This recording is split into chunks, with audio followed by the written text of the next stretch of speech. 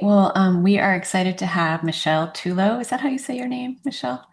Great. Michelle Tullo and Marissa Codey join us today to share the story of Trillium, a community land trust serving Columbia County.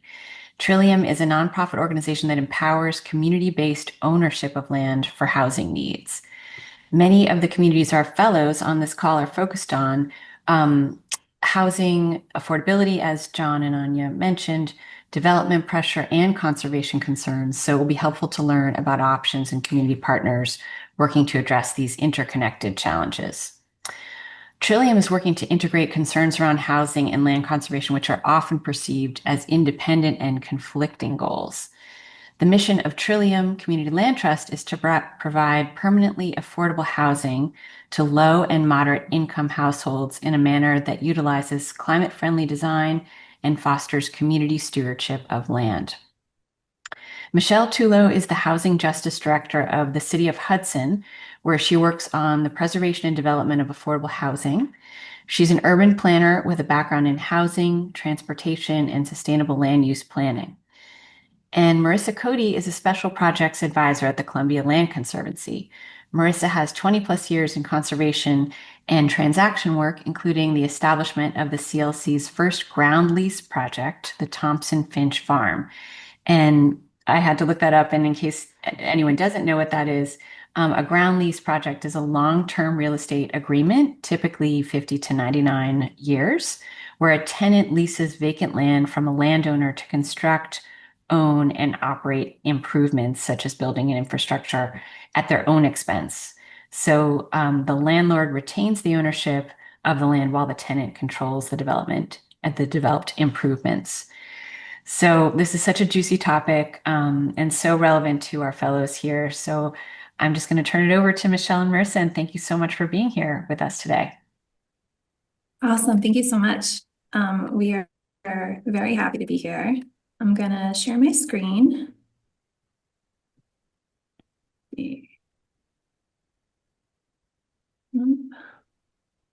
Okay. Can you all see presentation? Yeah, looks good. Great. So we're going to talk for about 20 minutes or so, kind of giving intro of Marissa and Trillium's approach to housing and conservation. We'll get a little bit into what a land trust, a community land trust is, and the context of the housing issues around us, and then we'll get into some of the specifics of Trillium. So thanks for the great introduction.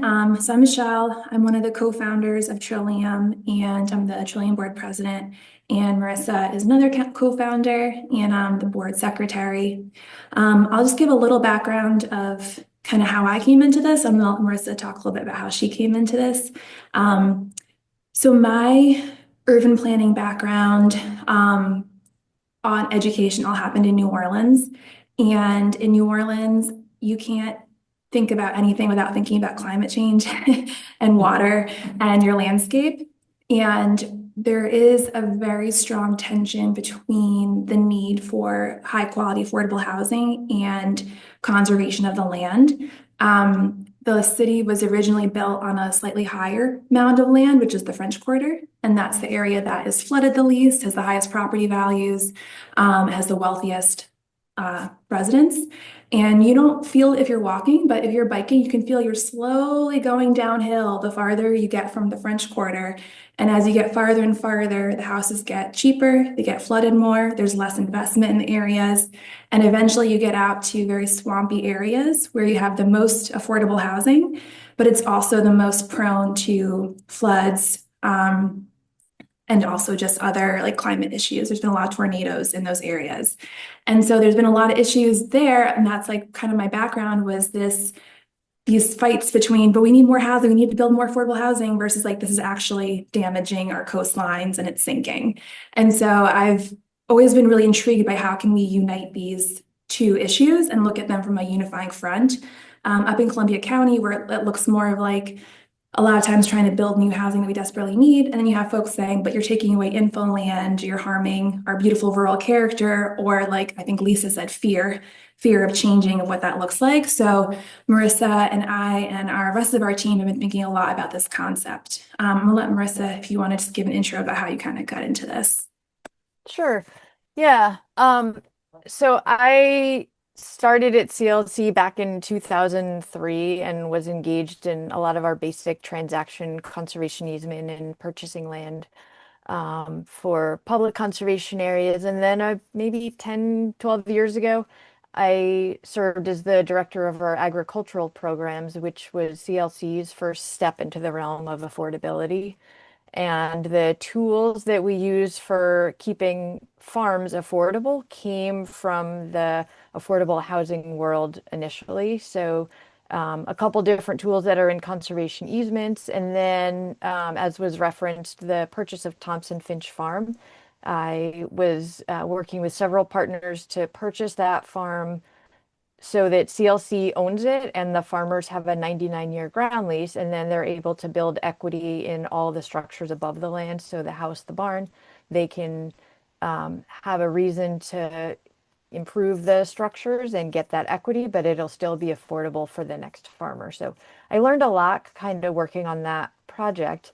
And then it became a natural evolution to move into the world of a community land trust, sort of going a little bit farther away from the just conservation to the roots of the affordable housing movement. And so I, as Michelle said, have been a founding board member of Trillium. My job the last couple of years has been solely focused on the intersection of where conservation can work with affordable housing. So pulling together different ideas for working with municipalities, thinking about different kinds of projects. And so these days that is my job. That's what I do for CLC. And I will give it back to Michelle to walk you through these slides, and then we'll have plenty of chance for talking and questions and stuff when we're done. But I think if you have any urgent questions, I'm sure Michelle won't mind if you. Yeah, I can't see everyone, but I can hear. And just mentioning Trillium is a flower that's local to our area, and it is the birthroot flower is another name for it, so that's where we got our name from. So when we talk about housing and conservation together, we're talking about looking at first like the land use and the site plans. So trying to think about more compact development, trying to share utilities and stuff if necessary, and not sprawling. But you're also thinking about the construction materials, how your construction process, construction waste, and then the energy efficiency of the product that you're constructing. And also just what land are you building on? Is this land that would be better, has really great soil, or is an important habitat?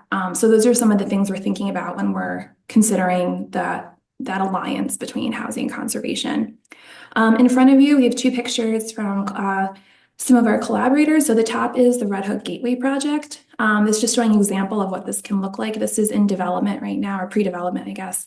So it's a collaboration between the town of Red Hook, the village, City of Hudson, REPCO, and the Dutchess Land Conservancy to take what I believe is active farm, Marissa, and conserve a majority of it as an active farm, open up some community trails, and then add some home ownership and rental units on it. And then below is examples of Columbia Green Habitat for Humanity is working on affordable rural starter homes. And so this is an example of like new construction affordable housing in Columbia County. And just to give a little more context for the housing market, I don't think anyone would disagree that we are having an issue with affordable housing. And by affordable, just meaning, is it obtainable for people? Here's just some quick slides and patterns for progress. They're just showing the massive increase in median sale prices in houses in the Hudson Valley. At the top, you see Columbia County went from $250,000 as a median sale price in 2019 to now it's over $500,000 in 2025.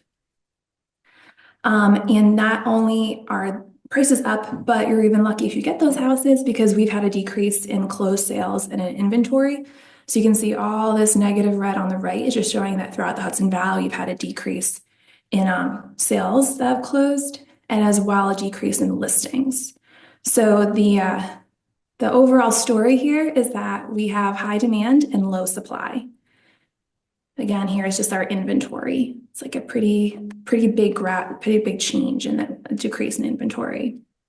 So there's many ways of answering that question, and our way is creating a community land trust.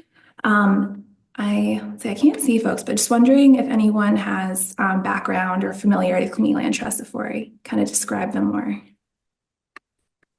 If not, that's okay. Okay, so the idea, like Paige had said at the beginning, it is a 501c3. It is shared ownership of the land beneath houses, or there's other models where it could be farms or businesses or rental property that are kept permanently affordable. So the land is owned by the nonprofit, and then the buildings on top are owned or rented. And this model became the main version of it we have now came from Black farmers in Georgia in the 60s as a way of creating and stewarding permanently affordable housing. And I think the word steward is really important here because it's not just about creating housing and walking away. It's about creating something that the owners and the community are stakeholders in the long-term maintenance of it and keeping it out of the speculative market. And Marissa, if you want to jump in at any point, feel free. So here's just a breakdown of the traditional CLT model. So on the left, what we're doing is we're getting public and philanthropic capital to subsidize the cost of construction. So let's say it would cost, just as an example, $400,000 to build a new single family house. And we know that's out of reach for most people to buy. We're going to try and get, let's say, $200,000 of state grants, subsidy, maybe donated land, so that then we could sell the house for $200,000. I'll show more examples on the next page. The land is owned by the CLT forever, and you lease it at like a 99-year ground lease to the homeowner. So in this example, a low or moderate income homeowner buys the house, it is theirs. Most CLT homeowners stay in it. There's very little turnover because they're buying it not as an investment, but as their home. But if they do want to sell it, they can, and they can get a small profit based on like a resale formula. It could be tied to inflation. It could be tied to a formula. So they walk away with a small profit, but the house is still kept affordable so that a new homeowner can buy it at an affordable price. So this public subsidy, the $200K we said at the beginning, gets recycled and given to this new homeowner rather than being lost. And there's variations of this that could be for farms like Marissa has done, or rental housing or businesses. Here are some examples. One of the things that a CLT is really good at is being tailored to its specific area in terms of the programs it does and the models. So Albany has had a CLT since 1987. Theirs has more rental than home ownership, but here's an example of a building that they rehabbed and sold for $144K in 2020, which prices have gone up since then, but that was still very affordable for 2020. In the middle, so CLT of the Southern Berkshires over in Great Barrington is around since the 1980s, while Albany CLT has more of like scattered houses within the general neighborhood. Great Barringtons, they have like two specific residential neighborhoods that are all CLT homes. This house here, it was purchased for $100,000 by the family in 2001. It sold in 2023 for $278,000. At that time, the median sale price in the area was $540K. So I just want to show you the difference. Here, you can see the homeowner made $178,000 on the sale, but this is still about half the median sale price because of that affordability ground lease. And then here's just an example, a new build in Greater Richmond, Virginia, which has a pretty big service area. And so they have more diverse offerings of new build and construction, et cetera. So in my role, I work with lots of different types of housing projects of Section E and public housing and housing rehab grants, and they're all wonderful tools, but none of them are really answering the question of how do we create more high quality, permanently affordable housing. So that's kind of where Trillium comes in. So during I think it was 2021. There was a lot of folks who had time to be on Zooms and had a lot of thoughts in their head about how can we make our communities better. And especially with the huge increase in people moving up to the Hudson Valley from other areas, the huge increase in housing prices, there are a lot of folks who are interested in what could we do about it. So I met Marissa on some of those Zoom meetings, and it's funny now to think back that it took us like 2 years of conversations to get to what Trillium is, like who are we serving, what are we doing? But it did. It took 2 years, I think, of different Zoom conversations, of meeting people in different parts around the county, driving to people's houses and having conversations, sitting at bars and going over what bylaws would look like. And it was a process of kind of a Goldilocks, like what's the right size? In some ways, it's like we need a solution, but the Hudson Valley seems too big, but also we have 1,000-person villages, and every little village trying to create something by themselves, it seemed too small and not doable. And so we kind of finally settled on Columbia County as our service area. And I think that's been a good, creating that boundary and creating our mission then gave us the structure to move forward with our actual programs. So I think Paige listed our goals at the beginning, but our goal is to create more permanently affordable housing for homeowners and renters. We want to promote community wealth building and ownership while we do that, but also doing it in a way that's climate friendly as much as possible. And what the CLT does, so besides being the 501c3 that holds the land, we're currently acquiring property and facilitating development. So I'll get to our pilot projects at the end, but we're doing everything from a rehab of a single family house. We're looking at brand new construction on infill sites, and we're also looking at kind of like tear downs of dilapidated buildings. So we're not the developer ourselves, but we're facilitating all the different pieces, doing pre-development right now with getting appraisals, getting title searches, getting septic, testing septic, all that stuff to get it ready for a developer to come and do some of the construction pieces. We're also at the part we're working with lenders, and what we'll be working on more in the second part of this year and the coming years is the homeowner side.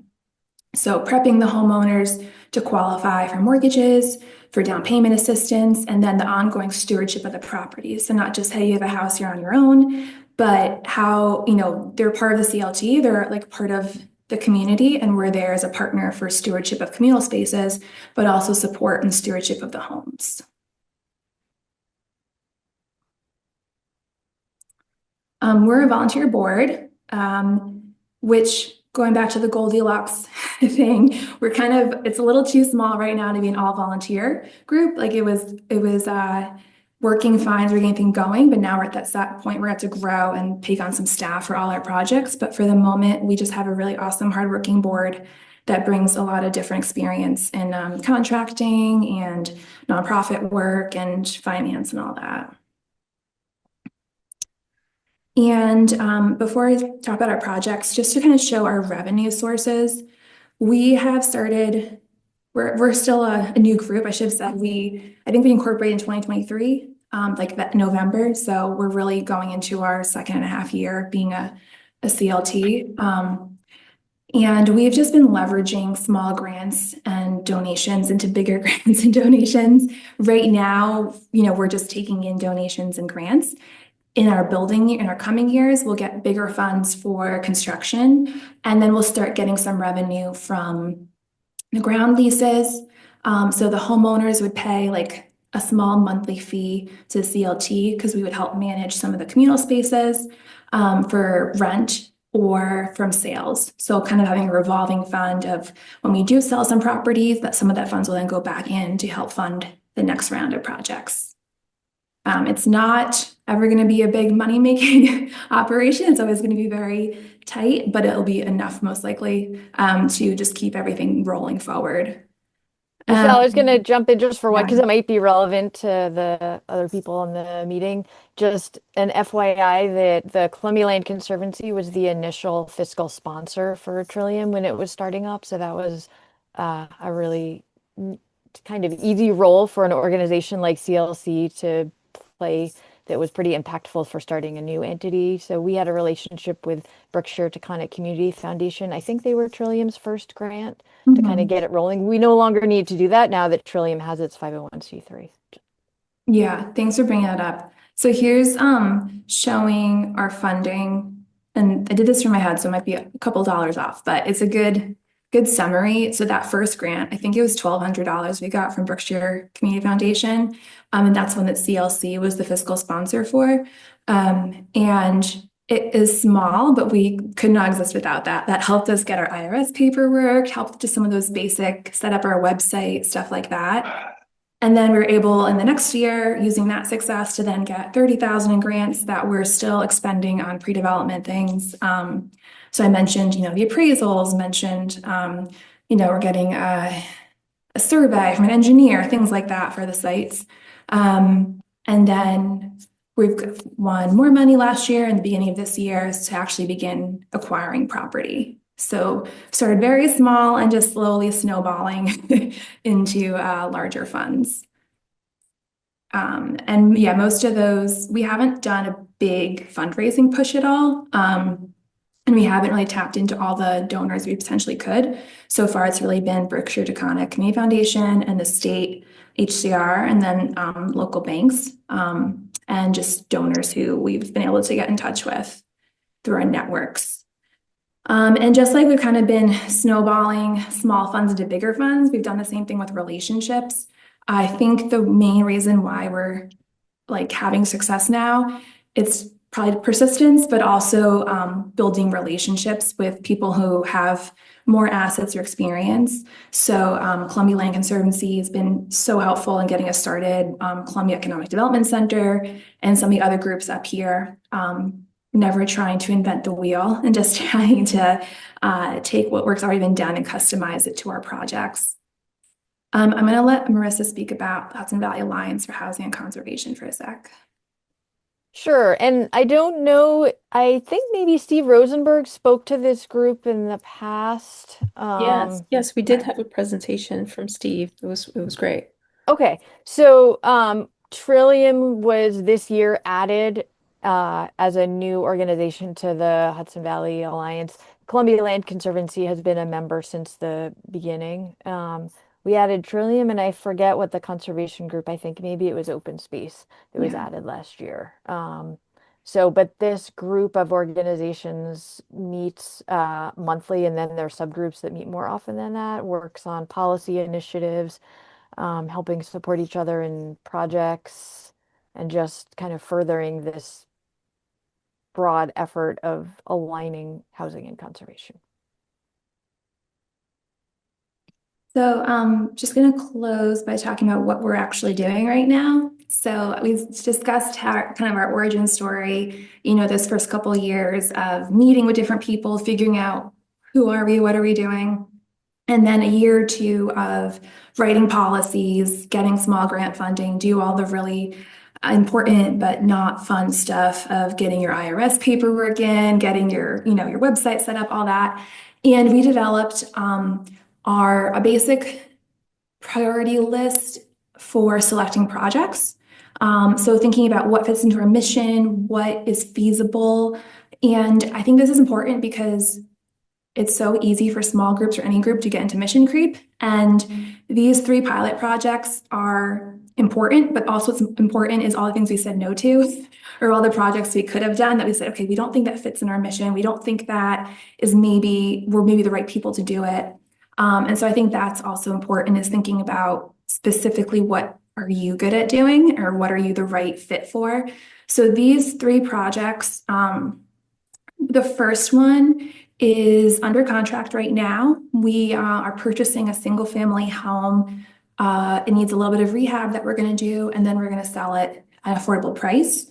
So the scale here is small, it's 1 house, but this is a chance for us to test out our whole home ownership process. And also we are able to then reuse the funds from purchase to help fund our next project. And then we have a larger project that is going to be multi-years. It's a larger collaborative organization project. Can't give a lot of details yet, but creating new construction maybe 10 to 20 houses that are on open space connected by public trails showing compact development. And then the third one we're working on, we have a donation offer that we haven't completed the contract yet, so I can't say more, but we have 2 adjacent lots that would need to have tear down the existing dilapidated vacant buildings and build new infill, probably 4 units.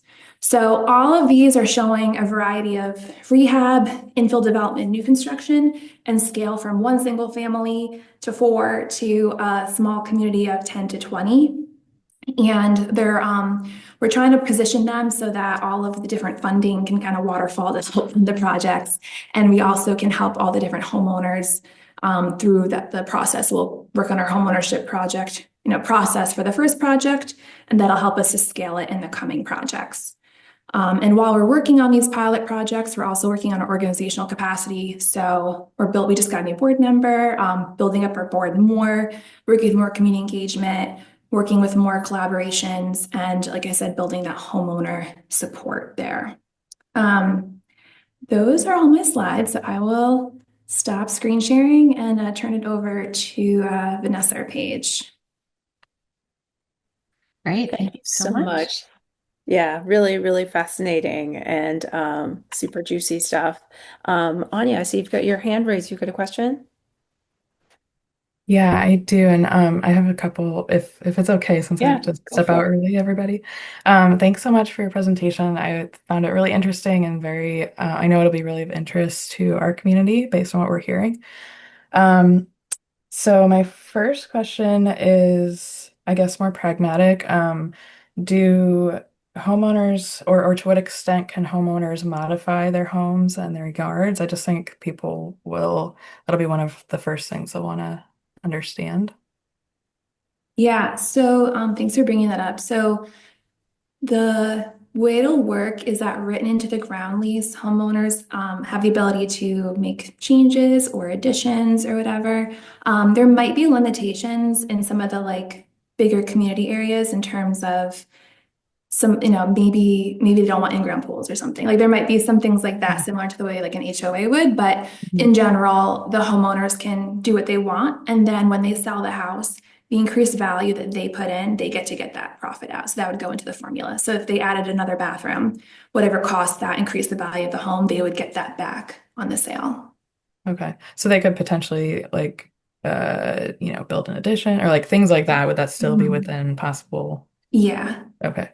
Okay, great. My next question is I don't mean it in a critical way, but I think it would be a question some people may wonder, so that's why I wanted to raise it.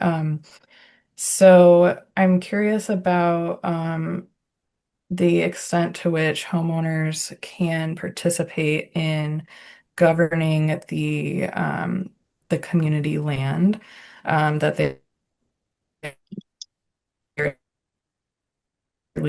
leasing, because mobile and manufactured homes in parks, a lot of times they're paying these, they own the building, but they're paying these lot rents and kind of subject to whatever happens with park management. And so, yeah, I just wonder about that ability to participate. Sure. I'm gonna answer and then Marissa, I'll let you if you want to jump in. So there's the traditional community land trust has a tripartite board structure. So a third of the board is residents, a third of the board is like professionals in the area, like maybe I don't know, architecture or contractor or someone who brings some kind of like housing expertise, and then a third is general community members. And the idea is that you're giving residents enough of a vote to have say in things like that. So especially if our bylaws say things, if there's things like increasing the ground lease or sale of property, you need to have I think it's 9/10 of the board have to be able to approve it or something. And you also have community members to prevent things that happen like the co-ops in New York City from the 70s were supposed to be affordable. And at some point, in several of them, the co-op owners all voted, let's go market rate, because there's no other external voices in to balance that. We are set up right now not as a tripartite board because we have no residents. So what we baked into our bylaws is that there'll be like a trigger point when we get to a certain amount of houses, then we'll switch over to the tripartite board. And we're also looking at, in the meantime, having like a neighborhood council structure so that, let's say we have a community of, I don't know, 5 houses in Claverick or something, they could have certain votes of like, okay, you guys get to choose, I don't know, you can think of certain things that they would want to have control over that a larger board might not. So let's say down the road, there's a little neighborhood in Claverick and there's a couple houses in Austerlitz and a thing in Hudson. You could have more control over some of the basic rules, like the way an HOA might, of your community that's not subject to a bigger board weighing in. So we kind of have like a part one, this is what it looks like now when we're small. And then a part two, when it's a little bigger, bringing in the residents. And a part three, so if it gets really big, how can we put more local control at those sites? Marissa, do you want to add anything there? No, I mean, I would have said exactly what you said. I think that covers. Yeah, that makes a lot of sense. Thanks. Okay, and then my last question, real quick, is again, I'm asking this because I think this is what my community would ask. You mentioned the pandemic, right? And kind of the catalytic effect it had on folks coming up from New York City. And so I think my community would ask how, um, are there mechanisms to try to have these housing units benefit folks that live in Columbia County already? But I know that can be a little tricky. So, That's actually one of those things we discussed a lot in those beginning years, and we're trying to figure things out. Our basic answer, and Marissa, jump in if you disagree, is there's nothing, we're not codifying anything of who the homes are for besides income level.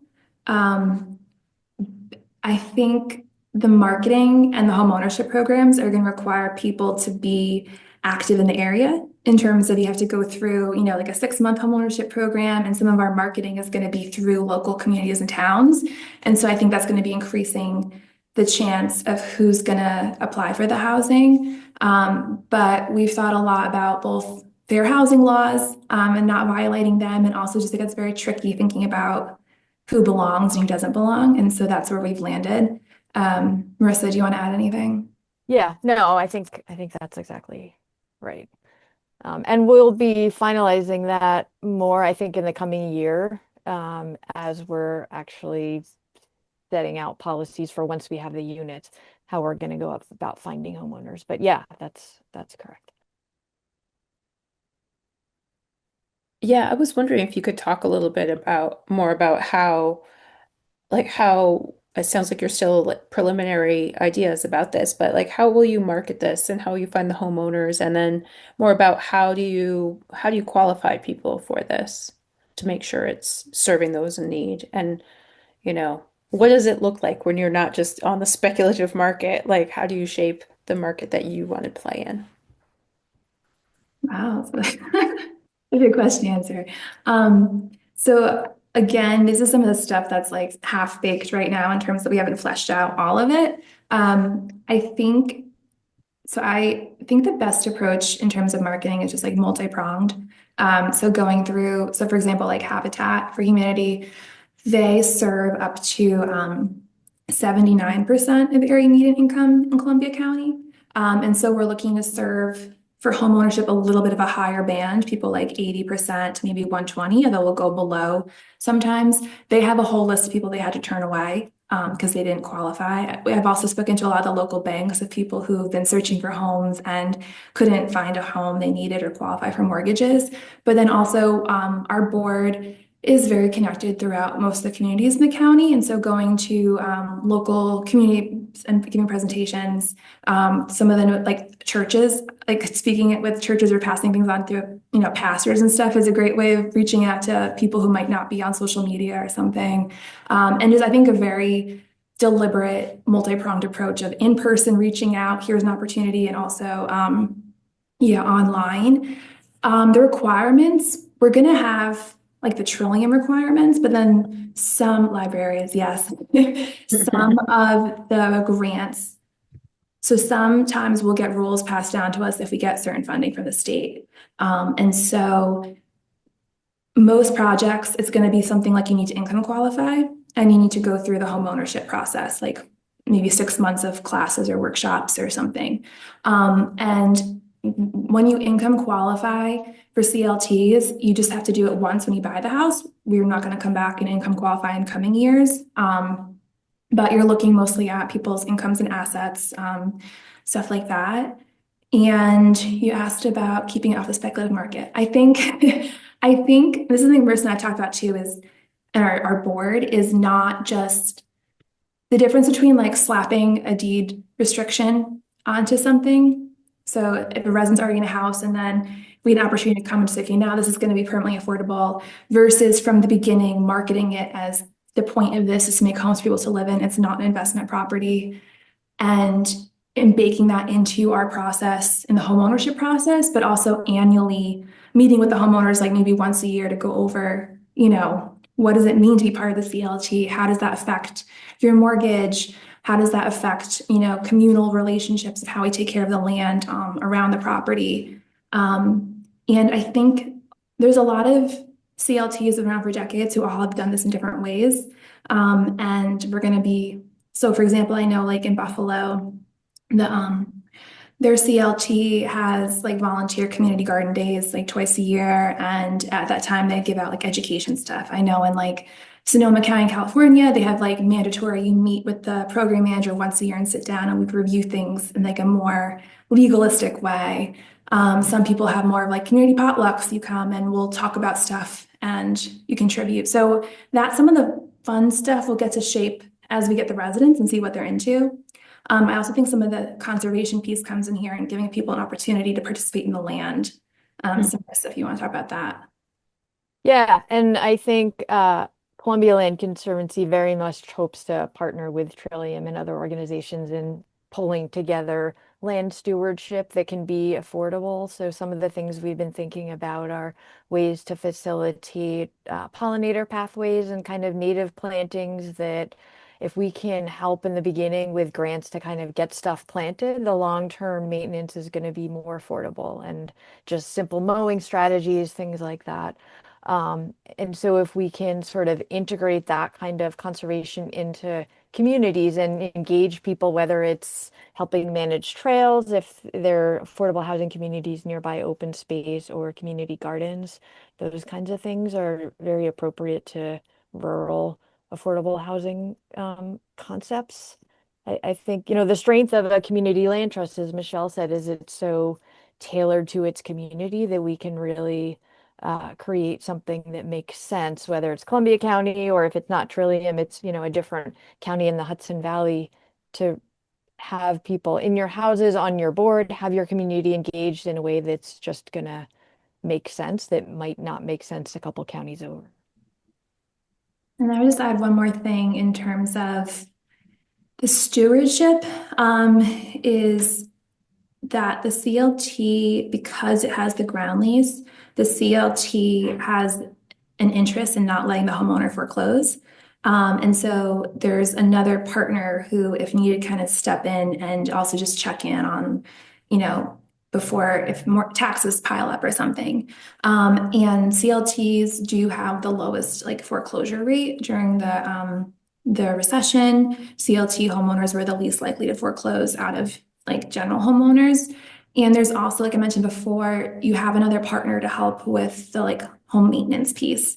Not that we would do the home maintenance, but in terms of maybe help, we still have to flesh that piece out. But I've been doing a lot of homeowner rehab grants around the county, and supply isn't just an issue, it's also just maintenance of housing. And I mean, I'm a renter and I'm learning so much about things I didn't know about. Oh my goodness, you have to do that to your house every year. So just a lot of ways of having someone else have your back in a community and thinking about it's to help the homeowner, but also down the road to help give back to future generations who might have those homes. It sounds like you all are being so thoughtful about taking it slow and really piloting the way that you're doing this, and also being thoughtful about other models and connecting with this group, Steve Rosenberg's group. I'm wondering if you have a vision, even though, you're going to see how it goes and you're going to go at the pace of the community and see what they need. But like, what percent of housing do you imagine could be part of a community land trust in Columbia County, or your hopes? I don't know that that's possible to answer really. I think it's just keeping pace with the need and capacity, and it will grow over time. I think it's hard to say where we're going to be in 30 years, but we could have, as Michelle referenced, already taken on 12 projects, but we don't have a staff person. And so, we're trying very carefully to make sure that we're growing as fast as we can without getting ahead of our capacity to be responsible. Um, we are doing different kinds of projects. So new build, rehab, I think we'll continue to do that because there's a need for different kinds of housing. And we're going to try to sort of spread projects out around the county so it's not all focused in one area. But besides that, who Yeah. knows? I think Mhm. time will tell. Yeah, and I think most likely rather than thinking of like five this year, five that year, I feel like it's you guys like know like evolution, like the theory of like punctuated equilibrium. Things are kind of the same for a while, then there's like a big change. Like there's state funding that is really good for this type of CLT housing right now. If we get more of it, that could be okay, we can scale up a little bit. Or if you get a big land donation, then you can scale up versus also it can go the other way, right? If the funding dries up or things that the pace will slow down. So I think, yeah, we're just trying to bite off what we can chew as things come. Yeah, and I was just gonna say I think there's a lot of parallels with the community land trust to a conservation land trust because it really is in the long term. Even if you want to venture into the permanence concept, is these are people's lives. So Trillium will own the property on which these houses belong to other people. So we really can't be risky. With other people's lives. We have to be responsible and take it at a pace that we can. I think that's the Mhm. strength of why somebody might want to have a house in a community land trust is maybe you're not getting the speculative market in the top price, but you have a security and a sort of organization that you feel confident in. It's great. I appreciated some of the land practices that you'll, help people to do, like the pollinator habitat. I wonder if you could speak a bit to the building practices and the ways that you hope the houses will be energy efficient or climate friendly. Curious what you're thinking about there. Do you want me to answer that, Michelle, or you maybe? Or you can start, yeah. Okay. Um, I think we're working on some projects where I wish I could share more with you, but I can't yet. But suffice it to say that the projects that we're looking at are all particularly new developments would be as climate friendly as any residential development out there. A combination of the fact that the state grants require efficiency to the fact that that's essentially what makes these units affordable. So a lot of the units I think that are going to make sense are somewhat similar to what Habitat is doing is panelized sort of kit houses as opposed to stick build one by one. That kind of model will work for a rehab, but those types of units are designed to be as climate friendly as any new unit that you could think of. Go ahead, Michelle, you might want to. Yeah, and I think it goes from little decisions, like right now, this rehab project, there's an opportunity to, do heat pumps, which will cut our revenue that we make at the end, but most likely we'll do that. So small decisions like that, where you're going more for quality over, you know, the bottom line. And then, yeah, like we're looking at both like local partnerships, so not having to source materials from very far and trying to get them from more, within the region. So you have less transportation costs, and also thinking about everything from again, like the funding source is going to have a lot of control here, like Marissa said. So some state grants are going to be, they're going to say, we need this to be a passive house, or we need this to be this type of energy efficiency. But then some projects, we might not have as much state funding. We might have more ability to be creative. We're looking at, like what types of creative insulation could there be, straw bale insulation? Could we have other type of panelized things? And as we're looking at infrastructure, if there's shared infrastructures, is there also, again, going back to my background, always thinking about pervious pavement versus impervious, and some of those small designs that if you do it from the beginning and there's local infrastructure for it, like local know-how of how to maintain those things, it'll go better in the long run. That's great. Anya's got a question. Yes. In the chat. Would you consider branching into affordable rentals in the future? Yes.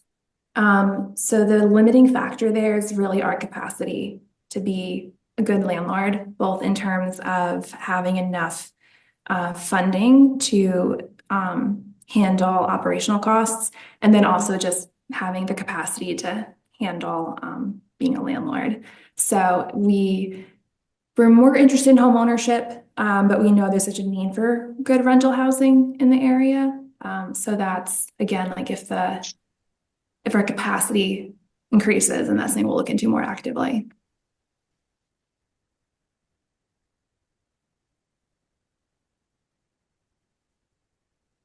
Anybody else here have questions? I had a quick one. So if people, so as I'm listening to you, I think of senior housing as far as, here in Woodbury, a lot of our seniors can't afford the school taxes just because we've got one of the larger school districts and they've been forced to move out of the area despite not wanting to. So I was wondering, that probably doesn't affect you guys up there, but are you considering senior housing? And then let's say a senior was offered the house, would they be allowed to then pass that down to family members, or would they have to sell it to family members? Has any of that been considered?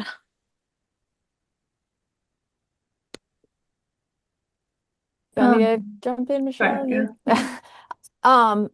I think we haven't specifically considered senior housing in and of itself as separate from income-based housing. But certainly that would be an important contingent if we were to build a community, that we would like to have a kind of mixed community of residents. And then the question of, can you transfer the house to your kids? I guess that I'll bounce that one back to Michelle, because I've seen it. I know in the Thompson-Finch Farm project, which is different than this, that did come from a ground lease, that provision did allow for a transfer to family members as long as they were actively farming the property. But that was a different kind of endeavor where the purpose is to keep the land in active agricultural production. I don't actually, since we haven't finalized our first ground lease, I don't actually know the question to that. Michelle might have more. Yeah, again, we haven't finalized as a board, but I think what we've seen other CLTs do that we like is that, yeah, you can pass it on to a relative as long as they honor the same components of the agreement, the resale restrictions and, the ground leases, et cetera. But they don't have to be income qualified. It's just like the original purchaser would be income qualified. And then just to the tax piece, there is a bill that I don't know if it's passed, but do you know, Marissa? I think it passed, but it's Okay. opt-in. It's opt-in. So it can be opted in by local municipalities that the assessor can evaluate the taxes on a CLT home, not on like the appraised market value, but on like considering the ground lease cap so that you have lower taxes. I think it passed. Don't quote me on that. I think you're right, but local municipalities have to opt in. And the issue of that is just, you're kind of going town by town or assessor by assessor, but we hope that we can use they're doing it and get more villages and towns in our area to jump in. Okay, so that's a way of like making the carrying costs of the homes more affordable by reducing the tax burden. Is what you're saying. Yeah. Because like the tax burden comes from the context of this problem that we're having, right? Of the overvaluation of all this property. Yeah. Yeah. Cool. And I think there's a case, these homes would not be made, like, they're not going to be built without all this subsidy. And so I think there's also a case to make municipalities that like you're getting net increase in taxes. Um, so Heather, did you have a question? Yeah, so thank you for the presentation. I was just going to say, have you considered like, like a shared stewardship model where like um, perhaps somebody has a skill that they can bring in to this project and they could get like an additional sort of, for lack of a better word, subsidy for bringing in that skill. So let's say they have, experience with like straw bale insulation, or if they have some experience with permaculture, could that person possibly, by adding value to the community, get a deeper subsidy? I'm not sh- I want to answer your question. I'm trying to connect the dots as to what that would look like. If somebody give me an example, for example, because I want to make sure I understand what you're So meaning. I guess what I'm saying is like, you would have to hire a contractor for maintenance in this community. And so if somebody came in with that skill set, would they be able to contribute that skill to the community and actually get like a little bit of a deeper discount on their, their buying price, Hmm. on their purchase price? I mean, I guess my answer would be everything always depends on the details and specifics. But certainly, I think a community land trust has to be extremely transparent. We don't ever want to do anything that even has an appearance of kind of impropriety. So it would have to be out there and available for everybody and sort of baked into whatever kind of model. But certainly, I guess the better answer is if people have skills that they want to contribute to the community land trust, we would certainly like to figure out a way to bring them into the fold and Sorry. engage them. Yeah. Ah, so sorry. yeah, I think right now probably the bottom line's gonna be very tight. And so I think that's something to consider, like Marissa said. But I also have seen, especially land trusts that get a little bit bigger, in exchange for paying the ground lease or membership fees, certain community service hours to the community land trust. I know that's definitely a model that some other CLTs have done. So it's more nominal compared to decreasing like a down payment, but it still, I think, reflects the ethos. Kate? Yeah, hi, thank you so much for your presentation. I wonder if you've ever considered or if you see Trillium having a role in either facilitating or sort of being the transition person for resident-owned communities.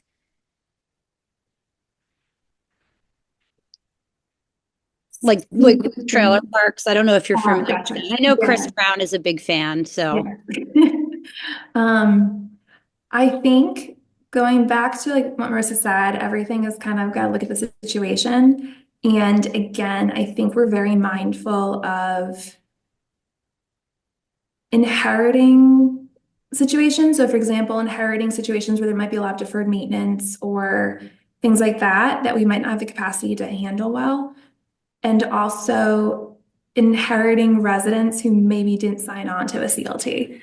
And so thinking about, is this what the resident actually really wants to be a part of versus it's just kind of like another, they don't feel like they have options and this is kind of thrown at them. So I think those are the questions I would think about. But I know Chris does think about this a lot. Well, and I would also just add to that if it's not Trillium, the slide that talked about all of our partners, whether it's a organizational partner or one of the other, I forget what it is, 8 housing members of the Hudson Valley Alliance, we're tapped into and connected to lots of other organizations that, one role that Trillium could play is simply understanding the situation and the problem and pulling whichever was the most appropriate kind of housing group into the picture to help. There's no competitiveness between any of these groups that I've ever seen. Everybody is simply trying to help everybody else solve this massive problem. So we would do whatever we could to find the right entity to help. Thank you. Yeah, speaking of other partners, I noticed Taproot is one of the partners, right? Are there other community land trusts in the Hudson Valley that our group should know about, or do you know of others? I think there might be a small farm-centered one in Orange County, right, Hmm. Marissa? Catskill something, I can't remember Oh, their name. oh, Right? that, yeah. So there's Yeah. like another very similar new one, Western Catskills, I think, kind of based in Woodstock area. But then I think there's like a farm, Chester, maybe. But they're like very site specific. So yeah, so the Catskill and then Taproot and ourselves were like new. The oldest ones in our area is the Berkshires and Albany. Hmm. Certainly, we have found in some of the trainings that we've done and in our sort of learning how to be a CLT that the strength of CLTs has been in urban areas. There's less, I think, frequency of CLTs in more rural areas. So it's a different kind of it's sort of a different kind of CLT. It's the same thing, but there are a lot of CLTs in New York City, for example, and boroughs. Hmm. And you guys are really trying to focus on more rural, small towns, or I mean, you're Columbia, so you're going to work in Hudson, or you're open? We work anywhere within the boundaries of Columbia County. I Okay. mean, maybe if something was right over the line, we purposely drafted our bylaws so that we could consider something over the line. We're not bound to Columbia County, but it's what we are, and it's, generally who we serve.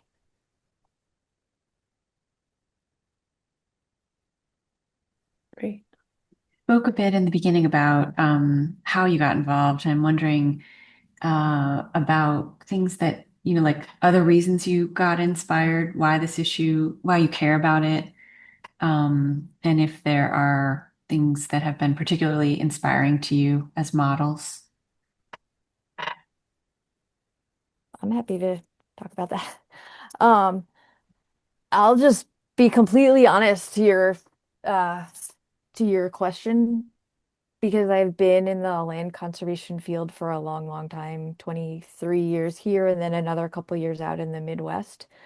Um, and I came over the years to feel that there was a lack of connection in the conservation community to the members of society that don't have the resources to benefit from a lot of the work that traditional conservation organizations do.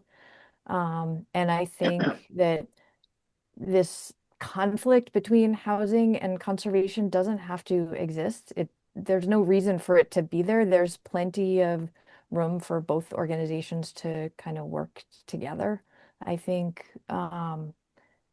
land use is land use, right? We all live in the same community. We share the same roads. We use the same hospitals. We go to the same grocery store.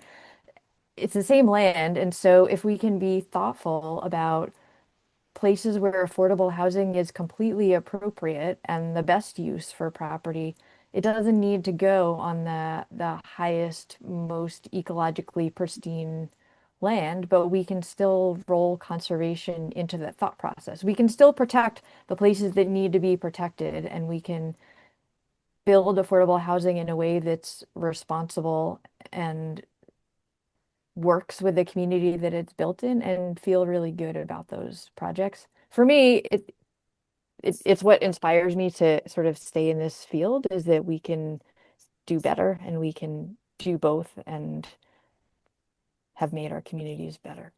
So. That's great. Thank you. Thank you. What about you, Michelle? This is such a fun question to answer. I originally was very interested in international development. And then when I was in college, volunteered for like a Martin Luther King Day of Service activity, which was to go to a public housing project in Anacostia that was everyone was being basically evicted and relocated so the military could create a base on that spot. And a lot of the tenants just like had no idea if they didn't get their mail, whatever. And so I had to do like door knocking and kind of talk to everybody. And I was just like completely shocked that people had such little control over their housing. And this is like public housing in the US is like one of the highest subsidies we can give for housing, and that the folks had just had such little control. And I think that concept of control over your own housing situation stuck with me. And then even as I think I lived in 14 apartments in like 6 years of just like so much bad luck as a renter of you lose your security deposit on something you didn't do or whatever, and just the stress of that. And that concept stayed with me a lot. And fast forward many years, found my way to urban planning school. And in my first class, it was called gentrification and historic preservation, and about the tension between the two. And I remember like all semester was like, there's this program, but it doesn't really work. There's this program, but it doesn't really work. And I remember on the last day of class, I said to the professor, I'm like, okay, does anything work? And she was like, community land trusts. So I think that really stuck with me, and that sense of community ownership. And I think there's just been examples of when I think about when do I feel like I like a place, when do I feel like I belong? And there's elements of the right mixture of I have control and ownership over my space, but I'm also in a community. I think about my favorite apartment I ever lived in was like a fourplex, and we had a shared washer dryer. And it was just something where like if I got extra avocados, you give it to the neighbor, you run out of coffee, the neighbor gives it to you, but you had your own apartment, but you have this group you could talk to and take out each other's dogs and all that. And I think about, I guess, places that inspire me, like when you're somewhere and you're like, oh, this is like a nice place to be. I enjoy walking around this neighborhood. I enjoy being here. I feel like I can contribute to this place. I think those are all the things that I think about when we're working on projects. And I think that I've worked in many different types of government over the years, and with like on larger scale governments feel very jaded. And I think in local government and the local scale, I've been in my role for 5 years almost. As frustrating as it is, I do think I've had this renewed sense that like people can, like one individual or a couple people can get a lot done at the local scale, and like that sense of empowerment. Thank you both so much. It's really wonderful to hear what ignited your passion for this. And as you say that about walking around the neighborhood and feeling like this is a place you want to be, you're making me think about that, those intangibles that our fellows are working on and trying to create community cohesion, and also give people their voice and their rights. And so I really appreciate that. And then the evolution of the CLC, that now you're really turning to this and supporting it. And I wonder if that is a common thing for a land conservancy to get into now, or maybe in the Hudson Valley because of this group. I think it will be a slow process, but I also think it's inevitable. Because at some point people are going to start resenting land conservation when it's in the face of affordable housing that communities are needing more and more. Here in the Hudson Valley, I do think the work of the Hudson Valley Alliance for Housing and Conservation is catching on a lot. And a lot of it is the first step is simply just saying the words that housing and conservation can go together. Just that concept is new and big for a lot of people to hear, because it's been the case that every time there's a housing development, the conservation people show up at the planning board meeting and are yelling and screaming about the thing, the tree, the frog, whatever it is. And sometimes it's legitimate and sometimes it's not. And so I think it will happen in bits and pieces, and it probably won't be easy because change is hard, but it is happening nationally. I do know of some other land conservation organizations across the country that in various ways are figuring out how they can and should be engaging in the realm of housing, whether it's building the housing themselves. Or I think it's going to have to be through partnerships, right? Because conservation organizations are equipped to do conservation, but they're also so locally connected in so many different ways that I have found anyway at CLC, it has not been hard to be impactful with a small organization like Trillium just by way of the stuff that we do every day at CLC that we don't necessarily even think about, all the people that we know, all of the things that we can do, is not that different from a housing nonprofit, and have come to meet staff that cross over. I remember the first meeting of the Hudson Valley Alliance for Housing and Conservation. The woman that I met at RUPCO had gotten her degree in wildlife biology, and she was doing housing. So there's just it's there. The potential for doing this work together and simultaneously is like right there in front of us. So I think it will happen. So great. And I have another question, but I want to defer to the group. Does anyone else have a question they'd like to ask first? I wonder if, you have, like, I'm thinking of people in the housing committee of my town, or all of these fellows and the people, like the ideas that are coming up in their town, around these issues. Do you have suggestions on where these folks can go if they have a question, or to hear, a talk about this, or how they can become more informed about all of these options as they arise? Yeah, I mean, certainly anybody can talk to us, but I would refer them to the resources on the Hudson Valley Alliance website, because we've done several municipal webinars that are all recorded and up there. And then this last year, um, I'm on the municipal subcommittee, and one of the things that we did was come out with a list of recommendations for municipalities specific to this question as to what are some things you can do by way of looking at your local zoning. I'd have to go back and refresh myself of all of the things, but one of them that I do remember is make sure that you have somebody from the housing community on your CAC, and somebody from the conservation community on your housing committee, so that you're consciously thinking about both things together. But the first step, I would just refer them to the resources page of that website. Great, thank you.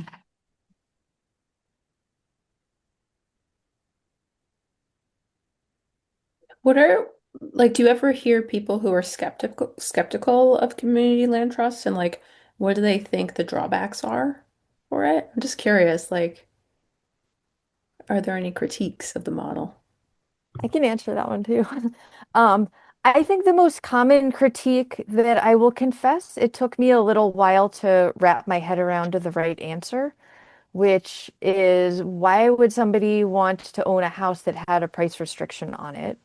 Mhm. Um, I mean, that's the sort of fundamental question. And I remember when we were talking to Albany Land Trust, the woman who works there answered it so basic and clear that I have not forgotten, which was essentially kind of explaining that a, a house is a place to live, that people want a house so they can send their kids to school. They want security.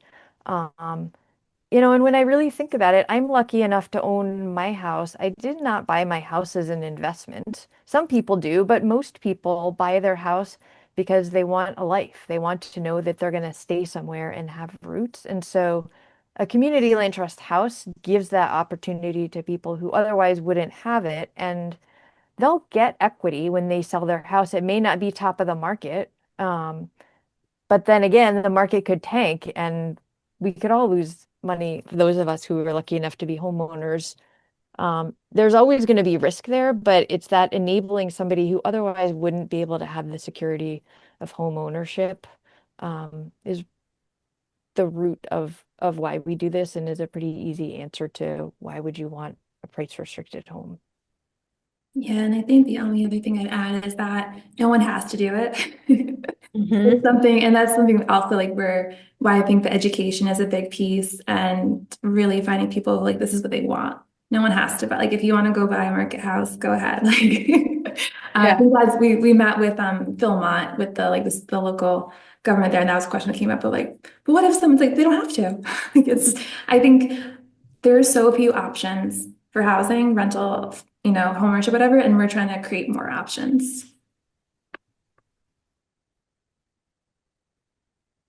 That's really interesting. We're just so stuck in the speculative market side way of thinking. Um, yeah. Any thoughts on like why more people don't know about this as an option or why there aren't more CL? John looks like he I, has a question. oh, okay. Oh, and, Go ahead, John. oh, um, I've had a lifelong interest in the commons, and it's always been a source of sadness to see it diminish and diminish and diminish. And so you can extract, you can, you can look at at what's happening to the climate, to the destruction of nature, and the total dysfunctionality of our ecosystems as sort of a reflection of the loss of the commons. And how you restore the commons is clearly not clear. I love the things that they do at the Schumacher Center in trying to rethink it.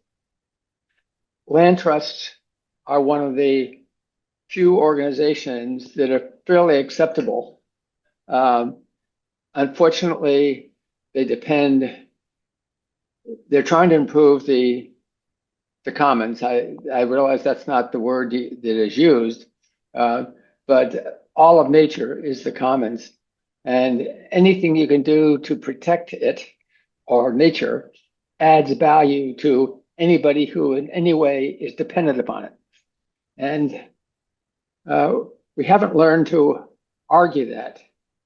Part of it is the political divisiveness, especially going back to the capitalism, socialism, and I have no idea what those words mean after having studied them for many years. But finding ways of helping people to understand what the commons is and how much of it there is. And it doesn't matter whether you're talking about an invasive species, you're talking about water, you're talking about air, you're talking about diversity. All of these things are a part of a commons, and finding the land. I realize that the land trusts are committed to a lot of education. I've been struck that I've been around for 7 years now in Columbia County, and I've attended a lot of land trust things, and I think it's wonderful. But I've never heard much discussion about the commons and making it a point to educate our community about the commons. And you can't save one piece of land because invasives from someplace else are going to invade it.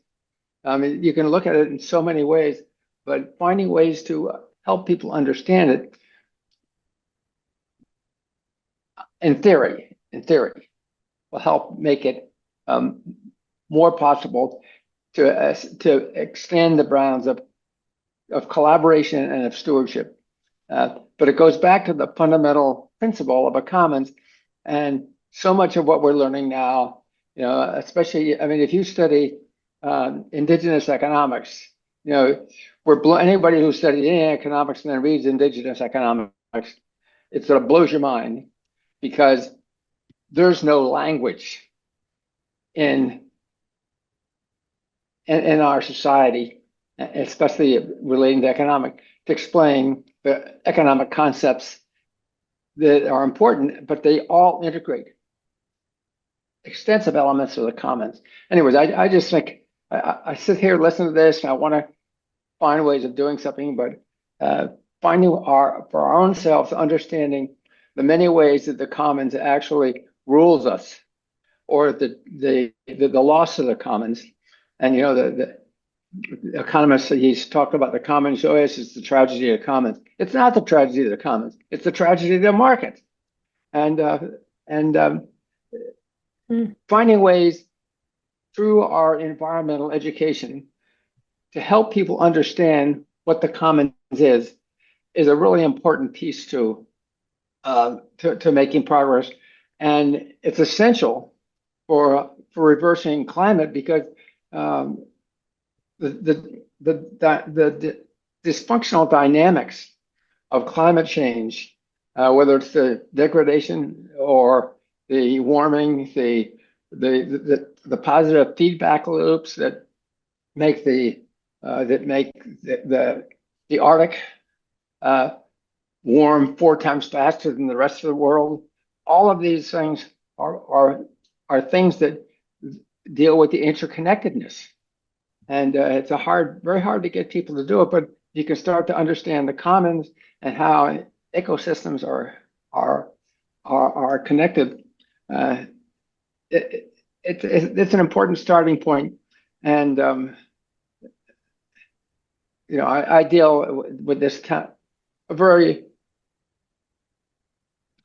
well. I don't want to talk about Clavic because it's a lovely town, a lot of lovely people, a lot of wonderful things go on here, and it's stuck.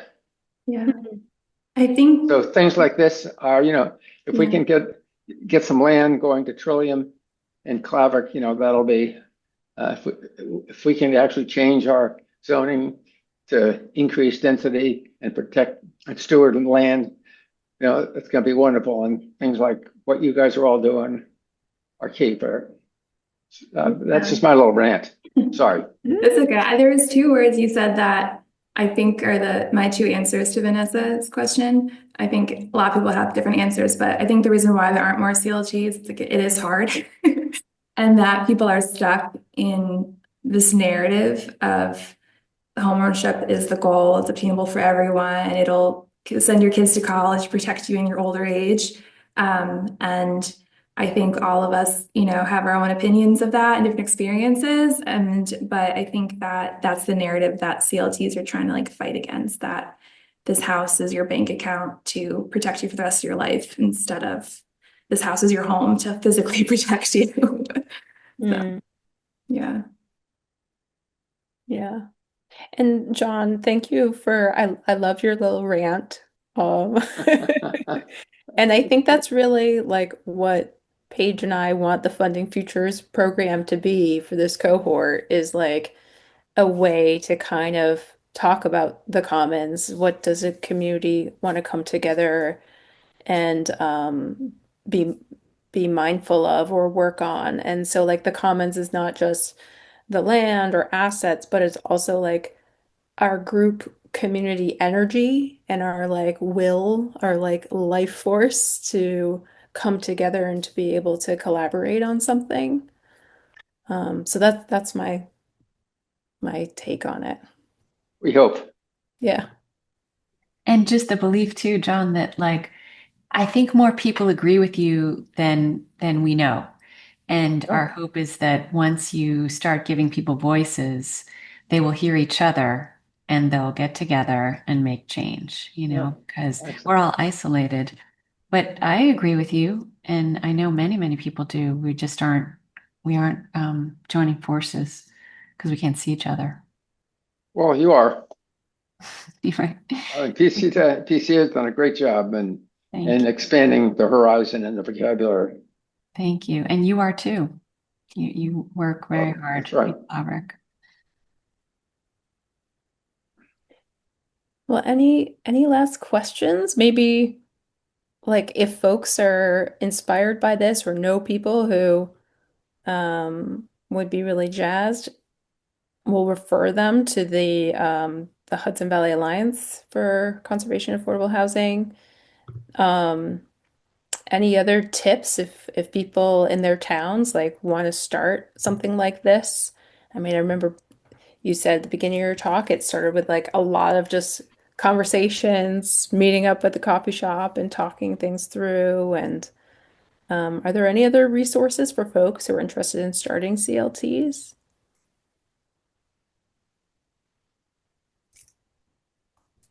Um, I mean, we looked at if you want kind of a like a national umbrella organization, is Mhm. we did look at what is it called, Michelle? Grounded Solutions.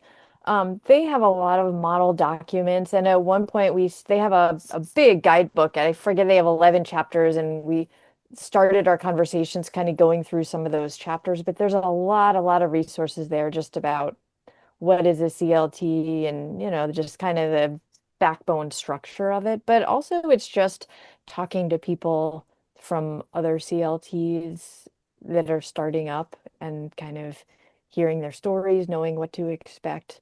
But it certainly takes a group of really committed people to stick with it. And, Mhm. I think starting any nonprofit organization is always hard to get from the idea stage to the now we're actually going to do the thing stage. And a lot of, I think, ideas fizzle when it gets hard. And so we're happy to talk to anyone who wants to start up. I'm happy. I'm sure Michelle is too. If people, just want to sort of brainstorm about how do we get this far, maybe in a year we'll feel even better when we can show pictures of our first project. Yeah, I think Ground Solutions does a lot of technical stuff. And I think never be afraid of cold calling people. I think people who do this stuff love talking about it. So we've talked, I don't know, 60, 75 different people who do types of work like this. And then I think also just knowing what your assets are. Columbia County has CLC, which is a huge asset. We have land, we have some dilapidated buildings, those are our assets in a way, but it's gonna be a little different for each place in the Hudson Valley. Mm-hmm. Let's see. Yeah, just real quick, I wonder if you had advice on whether it would be helpful or what a town should look into in terms of starting a housing fund to work collaboratively with groups like yours. I think our town was like, well, we don't need to do this. We have, the economic development group. We have the Trillium. We don't need a housing fund, but I think you Yeah. do. Yeah, I created a housing trust fund for the City of Hudson using seed funds from a grant, and it has been really good at doing small things, like rental assistance or some fair housing education or like coming in for some emergency home repairs. And I think the thing about housing funds, you need some kind of seed fund, either if it's 10,000, I think Ingram put like $10,000 from their general budget line, or maybe it's 20 or a grant or something. And sometimes there isn't a use for it right away. And sometimes it might be a waiting game of like, okay, there's a project coming up and now we can contribute some funds. And that's the hard part, I think, is like getting people to wait with you for when the project comes, or you end up kind of dispersing in small amounts that you don't see the impact in a huge way, but it matters when you can help someone with rent or something. That's just like the challenge to think about. But yeah, I mean, this is a whole other topic we can talk about for a Right. long time. So I'm you happy to said talk more Hudson, about it. But the city of Hudson created a housing fund. yeah, I'll direct them to that. Thank you. yeah, you're welcome. I mean, the other Doesn't thing she, is, no, I was going to say you should be aware of, if you're in Chatham, you're aware of the Community Preservation Act.